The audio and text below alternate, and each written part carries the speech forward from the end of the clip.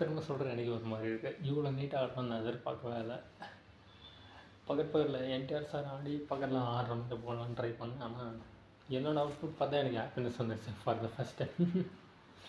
என்னோடய அவுட்புட்டும் மட்டும் பார்த்தேன். ஸோ பக்கத்தில் வச்சு போடணுங்கிற அந்த தாட்டே பறந்து போயிடுச்சு.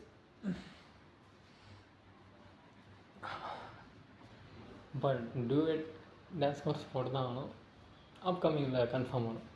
மேபி அடுத்து பக்காவுக்கு ட்ரை பண்ண போகிறேன். Let's see.